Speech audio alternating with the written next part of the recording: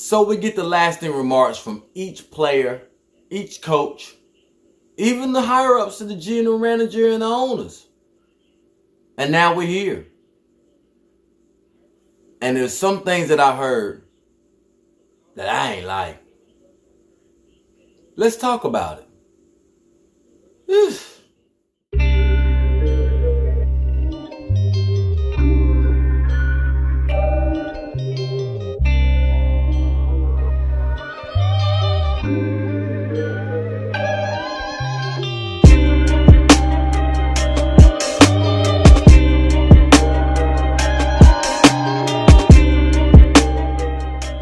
What's going on, everybody? You already know who this is. Wally World, baby. And we back with another one. And we're going to talk about the real. We've heard everything that every player had to say.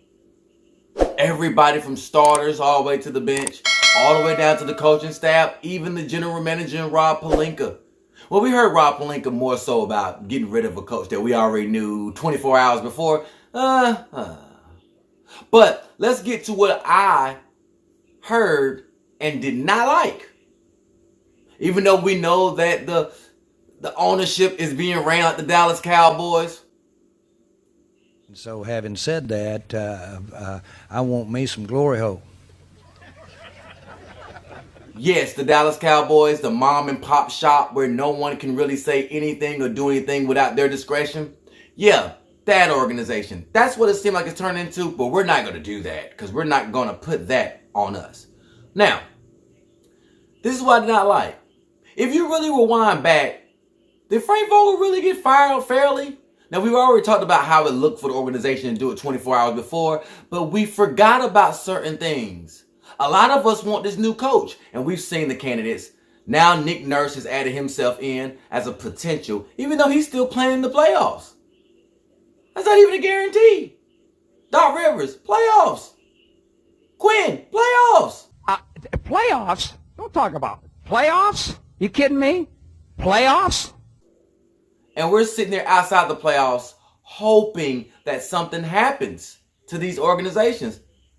It's still up to them. And yes, we know coaches get bought out every day, B. But at the same time, you got to think about it. Do these coaches want to come into this bonfire that they call Laker organization that has no idea what's going on when we have an owner talking to Kurt Rambis and Linda Rambis, and now we're talking to Phil Jackson, and then next thing you know, we're still trying to consult into our general manager who also has to consult and listen to Magic Johnson on TV? Is that something that people really want to go through? The Lakers are one of the worst jobs in the NBA.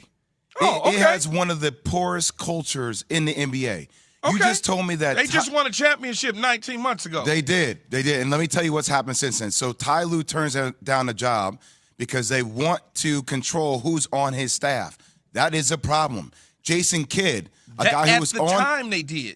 But Key, that's still a symptom of the bigger problem, that there are a lot of cooks in this kitchen. You have Rob Pelinka, you have Kurt Rambis sitting inside coaching meetings, telling Frank Vogel who his starting lineup should be after this man's won a championship. You have Jason Kidd, who decides to turn down the job. You have Monty Williams, the coach of the Phoenix Suns, the best team in the NBA, that says, I don't like this culture, I'm going to turn down a job. You have so many people. You have roster moves being made for a coach who is a defensive-minded coach, and they changed the roster without really even consulting him, losing KCP, losing Alex Caruso. You tell me, when you have Jeannie Buss, who's trying to control things with Rich Paul, you have LeBron James and Rich Paul trying to jockey for position, you have Kurt Rambis, who is sitting inside coaching meetings, you have Linda Rambis, who is consulting Jeannie Buss, you have Rob Pelinka, who is in working his angles, you have Magic Johnson, who's making comments on things here and there. What kind of culture is that? How can you have any autonomy? It seems like Frank Vogel was the last guy to have autonomy. You have Quinn Snyder, who's the head coach of the Utah Jazz, saying, no, I'm less interested because they fired their coach off a tweet from Woj before they even had a chance to talk to their coach. What kind of culture is this? This is an absolute blank show. That's what this culture is. So only if it doesn't work out in our favor, we'll fire you within the next couple seasons. Like the Lakers, I understand that we want greatness, but in order for us to sustain greatness, we got to keep somebody in here long enough. Every coach every 3 years is starting to become a trend. You look on TV and the social media and media, They say the only people that can hold this team down is a Greg Popovich, who's been on the Spurs since I can remember. I was in prom in 2000 and he was the coach. So I can imagine that that's not ever going to be the case. And who would want to go to LA leaving San Antonio, which was also a rival? So we can already cross him out. This is why I said the media just says random names. But we have the Nick Nurse to Quinn. We even have the Doc Rivers of the world. We've even heard Eric Spoelstra. Why would Eric Spoelstra leave Miami when he's pretty much got it hand-picked for him and just got it sent to him from Pat Riley? And Pat Riley's not having that. So here we are as the Lakers, looking retarded. This is a new way for us right now. This is why I tell everybody just embrace the moment and let it patiently come together.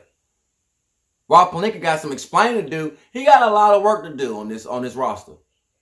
Believe it or not, yes, we have 2 superstars and potentially a third before he gets traded off. But we have a lot of work to do.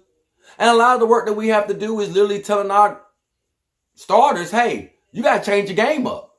If you look around in the playoffs right now, it is the changing of the guard. These young teams are making it and making moves.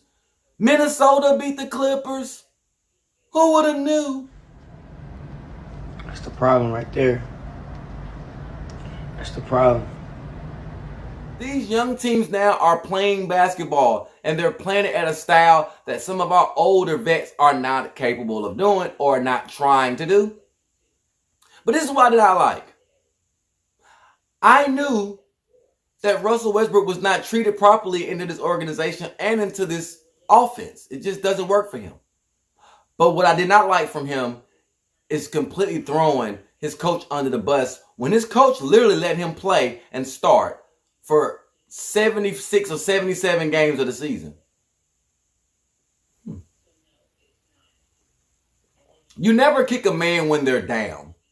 Because when you kick a man when they're down, that means that you're holding no accountability and no responsibility to the actions of how you played. This is the time where you're supposed to be professional and you say, hey, you know what? We all need to work on something in the off season.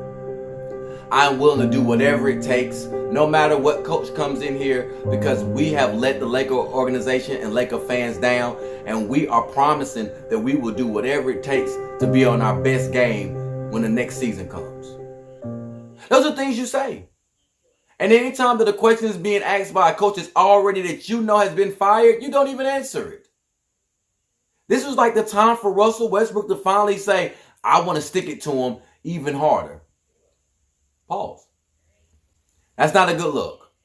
And as much as I have defended all players on this team because I feel like everybody has some form of responsibility, if you're getting paid as much as you are, that means that they are asking you on this team to be one of the top dogs. Everybody has blame. Now the season's over. We're not going to say anything about Russ's turnovers because, trust me, I can show you a stat that if LeBron James played the same amount of games as Russell Westbrook, he would have more turnovers on the team, and most of you wouldn't say nothing. If Anthony Davis would have played the same amount of games, trust and believe those turnovers would have been the same because that's the way it happens when you can't gel. You don't know anybody, and all the lineups are changing. Matter of fact, 41 different lineups. Lakers never seen 41 different lineups in one season of 82 games. It's a very difficult thing. So it's always an adjustment. We say you should adjust on the fly, but we don't even adjust at a YMCA basketball game that fast. So whatever. But now I'm seeing something that I feel as though Russell Westbrook knows that he's going to be out. When you start bashing teams, coaches, and everything on the way out, it's like almost when you're about to get fired from your job and you walk through and say, man, forget this job. I don't need it. And you throw papers everywhere because you know you're already going to get fired. I think that Russell Westbrook knows that he will not be a Laker next season. But here is the brightest thing. We at one time heard that the Charlotte Hornets was the first on the map. They want him right now. Russell Westbrook's on the team, Jordan. He wants to get a point guard that's a veteran that can be able to put the fire into LaMelo Ball. But they were going to get rid of guys that, Scary Terry Rozier, he will be an upgrade. He can score. But he's another guard that needs the ball in his hands at all times to be effective. That's why he left Boston. Now you look at the rest of the pieces. Gordon Hayward, he's not even playing right now. Oh, hell no!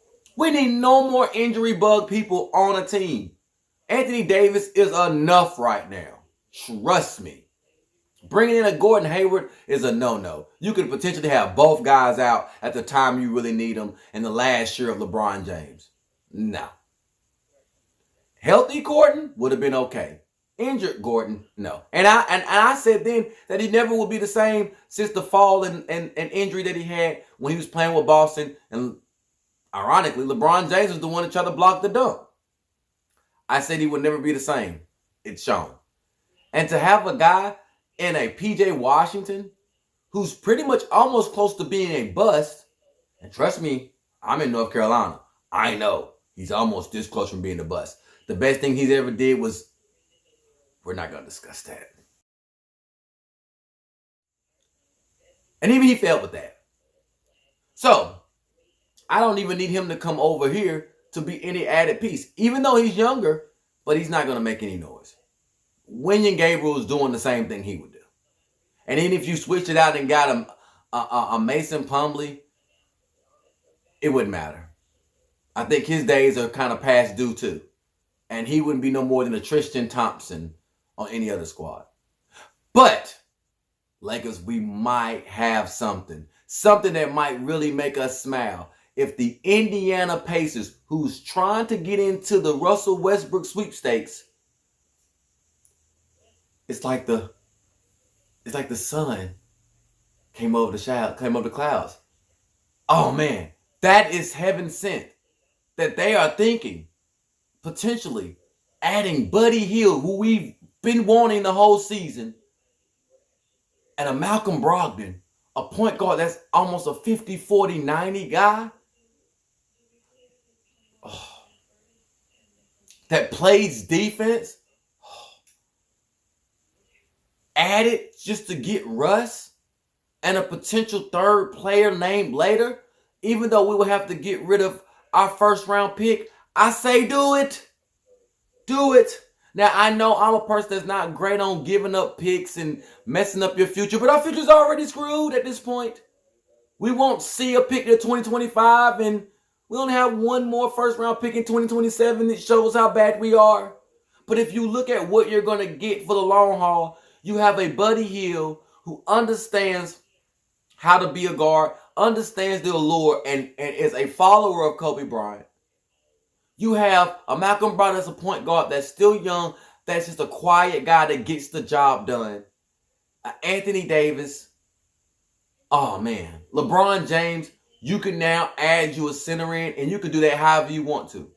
But that's a team that instantly gets an upgrade. Now, we're not saying Buddy Hield starting. Of course, you bring back Malik Monk, but you at least have a guy that it will be just one goes in, one goes out, and it's almost the same production. Oh, younger guys. Oh, that's great. Now, the reason why people are saying, well, why would Indiana want to try to get Russell Westbrook? Because they're trying to get Tyrese Halliburton, and he's trying to get him a mentor. Tyrese Halliburton has been off guard in Sacramento that they're trying to move into a point guard role. So having a point guard that's there in Russ that can pass the ball to a Halliburton to start him off is a great look. And I say, Indiana, go for it. Go for it. If you can get that off the books for us, the Lakers will be back and our future will be back bright again. Tell me, guys, what you guys think. Would you want the Charlotte package or the Indiana package? Hey, I have no dog in the fight in this. I'm not a manager. I just want to see what you guys think. Hey, while you're there too, hit the like, share, and subscribe. Let me know what you guys are thinking, man. Put it in the comments. I need to know. Charlotte deal, Indiana deal. And while you're there, tell me out of the candidates, which coach you'll want. And tell me why he'll be a good fit. Even though Mark Jackson would be great. And even though LeBron said he would be intrigued to get Mark Jackson, I don't think that the mentality of this team is ready for Mark Jackson and what he's really going to bring. Because Mark Jackson is going to bring a militant style of coaching to this team, which we need.